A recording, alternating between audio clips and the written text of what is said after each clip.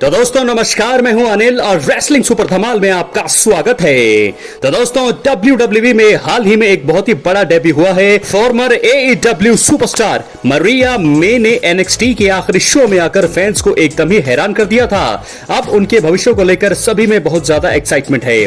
मरिया को डेब्यू के दौरान उनके नाम से नहीं बुलाया गया और ना ही उन्होंने अपने नाम का जिक्र भी किया और इसी वजह से फैंस के मन में उनके नेम चेंज को लेकर एक संदेह था और अब एक रिपोर्ट में एक अहम जानकारी सामने आ रही है। तो दोस्तों इसलिए वीडियो के अंत तक बने रहें और भी ज्यादा अपडेट्स हैं इस वीडियो में, इसलिए वीडियो को स्किप ना करें। चैनल पर नए हैं सब्सक्राइब करने के बाद ऑल पर क्लिक जरूर करें। तो चलिए दोस्तों वीडियो को आगे बढ़ाते हैं। आपको बता दें दोस्तों कि रेसल वॉर्स के TC ने बहुत बड़ा खुलासा किया है। उन्होंने सोशल मीडिया पर आकर बताया है कि मरिया मे को नया नाम मिलने वाला है।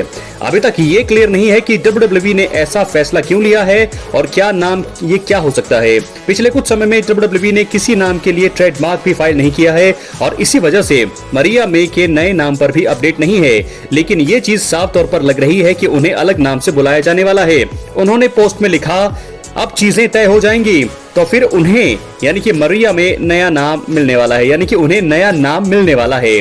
दोस्तों आपको बता दें NXT के पिछले हफ्ते के एपिसोड में जैसी जेन ने स्टेफनी वकार को हराकर वुमेन्स चैंपियनशिप पर कब्जा कर लिया था। इसी चीज को लेकर जैसी और उनके साथियों ने NXT के इस हफ्ते के एपिसोड में बात की। आपको बता दें कि जैसी ने खुद की तारीफ की और NXT वुमेन्स चैंपियन के रूप में साबित करने का दावा किया। रोस्टर के कुछ अन्य सुपरस्टार्स ने रिंग साइड पर एंट्री करी और जैन को चैलेंज करने की इच्छा जताई। बाद में रेसलर्स के बीच ब्रॉल हुआ, अचानक से लाइटें बंद हुई और पोडियम के ऊपर मरिया मे नजर आई। मरिया ने खुद को WWE का भविष्य बताया और कहा कि वो NXT वुमेन्स चैंपियनशिप के पीछे आने वाली है।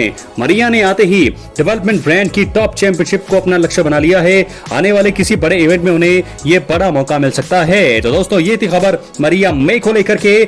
WWE में उनका आगमन हो चुका है। NXT में वो हैं और बड़ी जल्दी जब वो वहां की चैंपियन बनेंगी तो बड़ी ही जल्दी WWE की मेन रोस्टर यानी रॉ या स्मैकडाउन में वो भी काम करती हुई नजर आने वाली हैं। आपको बता दें AEW में बहुत बड़ा नाम उन्होंने स्थापित किया है और अब वहां से आकर के WWE में उन्होंने अपना डेब्यू कर लिया है। अपनी राय कमेंट बॉक्स में जरूर। और अब हम बढ़ते हैं अपनी अगली स्टोरी की तरफ जो जुड़ी है सेथ फ्रीकिन रॉलिंस से। तो दोस्तों आपको बता दें कि WWE चैंपियन जॉन सीना अपने करियर के आखिरी कुछ महीनों में हैं। जॉन सीना दिसंबर 2025 में रिटायर होंगे और कई सुपरस्टार्स ने इसी वजह से जॉन सीना से लड़ने के बारे में बात की है। और अब सेथ रॉलिंस ने भी अनडिस्प्यूटेड WWE चैंपियन का रिटायरमेंट से पहले हाल बेहाल करने का दावा कर दिया है। ET नाउ से हाल ही में बात करते हुए सेथ रॉलिंस और उनकी पत्नी बेकी लिंच ने बड़ा बयान दिया।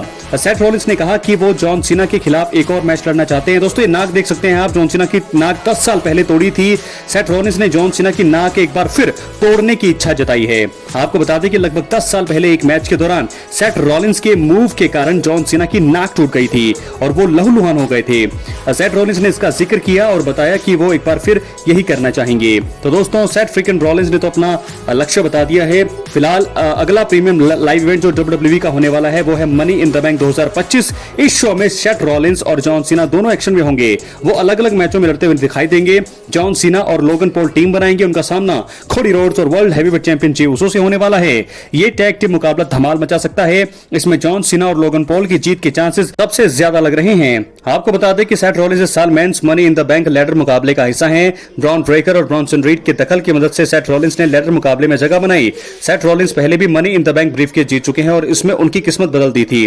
सेथ रॉलिंस अभी भविष्य के बारे में सोच रहे हैं और इसी को ध्यान में रखते हुए वो मुकाबले को जीतने की पूरी कोशिश करेंगे। हालांकि CM पंक, रोमन रेंस या सैमी ज़ेन दखल देकर उनकी हार का कारण बन सकते हैं। तो फिलहाल बड़ी खबर यह है कि जॉन सीना को एक बार फिर मुझे लगता है चैलेंज करने वाले हैं। वो उन्होंने कह दिया कि एक बार फिर उनकी नाक तोड़ने जाएंगे। तो ऐसे में मुझे लगता है कि एक मैच चैंपियनशिप के लिए जो है उन्हें मिलना चाहिए और वो उसे हासिल जरूर करेंगे। तो यानी कि जॉन सीना की रिटायरमेंट से पहले उनका एक मुकाबला सेथ रॉलिंस के खिलाफ भी अब पेंडिंग है। अपनी राय कमेंट बॉक्स में जरूर। और इसी के साथ अब हम बढ़ेंगे अपनी अगली स्टोरी की तरफ जो जुड़ी है केविन ओवेंस से। दोस्तों WWE सुपरस्टार केविन ओवेंस इस समय चोट के चलते एक्शन से दूर हैं। उन्हें गर्दन में जो है गंभीर चोट है और वो लड़ने के लिए क्लियर नहीं है। उन्हें सर्जरी की जरूरत है और इसी वजह से WWE रेसलमेनिया 41 इवेंट में रैंडी ऑर्टन के खिलाफ होने वाला उनका सिंगल्स मुकाबला भी कैंसिल हुआ था। अब केविन ओवेंस ने अपनी चोट पर अपडेट दिया है। आपको बता दें कि लेट एंड स्पोर्ट को केविन ओवेंस ने हाल ही में इंटरव्यू दिया और अपनी सर्जरी को लेकर बात की।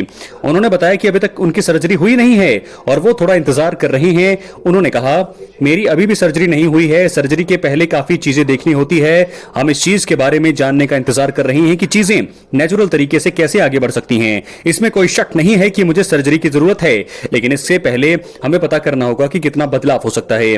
मैं रिकवर करने की बात नहीं कर रहा क्योंकि ये रिकवर नहीं होगा, लेकिन सर्जरी के बिना थोड़ा सुधार लाना चाहता हूं। इसके बाद हम एक प्लान बनाएंगे और यह तय करेंगे कि सर्जरी के लिए सबसे अच्छी चीज क्या होगी। ये काफी धीरे चलने वाली प्रक्रिया है, आपको धैर्य रखना होगा। मुझे अमूमन इंतजार करना पसंद नहीं है, लेकिन इस बार मेरे पास कोई दूसरा ऑप्शन नहीं है। दोस्तों, केविन ओवेंस ने यह भी बताया कि चोट के चलते शायद ही वो अब रिंग में वापसी कर पाएंगे। उन्होंने कहा, अभी यह कहना कि मैं रिंग में वापसी करूंगा यह पूरी तरह से गलत होगा। मुझे नहीं पता कि यह सही हुआ है या फिर नहीं। दोस्तों, R-Truth का WWE से सफर खत्म हुआ और उन्होंने खुद सोशल मीडिया पर इसके बारे में बताया। केविन ओवेंस ने R-Truth को सोशल मीडिया पर आकर ट्रिब्यूट दिया और निराशा जताई। उन्होंने R-Truth की जमकर तारीफ की और बताया कि वो शानदार परफॉर्मर थे। इसी बीच उन्होंने यह भी माना कि लॉकर रूम में उन्हें मिस किया जाएगा। तो दोस्तों, ये थी 3 बड़ी अपडेट और अब हम बढ़ेंगे अपनी अगली स्टोरी की तरफ जो जुड़ी है मनी इन द बैंक 2025 से। आपको बता दें कि स्मैकडाउन के अगले एपिसोड के लिए फैंस बहुत ज्यादा एक्साइटेड नजर आ रहे हैं। ये money in the bank 2025 premium live event के पहले स्मैकडाउन का आखिरी एपिसोड होगा और वो इसमें जबरदस्त तरीके से बवाल मचाने की कोशिश कर सकते हैं। अब कंपनी ने कुछ बड़ी चीजों का ऐलान किया है। सबसे पहले यहां पर WWE ने बताया है कि जॉन सीना और लोगन पॉल स्मैकडाउन में कोडी रोड्स और जे ऊसो को कन्फ्रंट करने वाले हैं।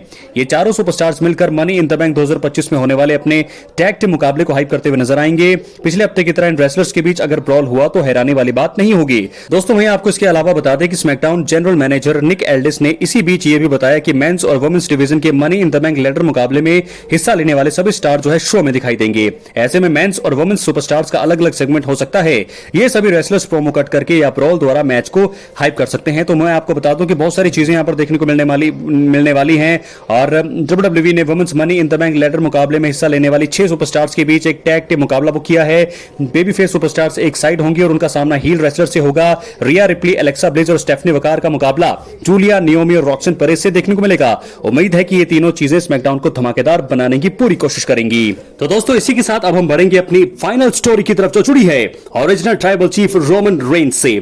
आपको बता दें 7 जून को हमें मनी इन द बैंक 2025 का जो है लाइव इवेंट दिखने वाला है। इसमें रोमन रेंस की संभावना, उनकी वापसी की संभावना सबसे ज्यादा है क्योंकि सेथ रॉलिंस जो है money in the bank briefcase जीतने की पूरी कोशिश करेंगे। सीएम पंक, सैमी ज़ेन का फेल होना कंफर्म लग रहा है और ऐसे में रोमन रेंस की वापसी होना बहुत ही अच्छी बात होगी। अगर रोमन रेंस नजर नहीं आएंगे तो मैं आपको बता दूं कि ये बहुत ही बड़ा झटका होगा, एक बहुत बड़ा व्यूअरशिप के मामले में भी, बिजनेस के लिहाज से भी बहुत बड़ा एक गलत फैसला होगा WWE की तरफ से, क्योंकि रोमन रेंस को बाहर हुए यानी कि ब्रेक पर गए हुए काफी टाइम हो चुका है। तो ऐसे में सेथ रॉलिंस को अगर कोई रोक सकता है तो वो रोमन रेंस ही है। तो ऐसे में वो जो है मुझे लगता है लास्ट मोमेंट में, लास्ट के 10 मिनट के अंदर अंदर जो है वो वापसी करने वाले हैं। सेथ रॉलिंस जब जीत के बिल्कुल करीब होंगे, काफी ज्यादा वो खुश नजर आ रही होंगे, ब्रीफ केस उनके हाथ में होगा, तभी लाइट्स ऑफ होंगी या फिर उनका म्यूजिक जब बजेगा रोमन रेंस का, तो ऐसे में रोमन रेंस का आगमन होगा।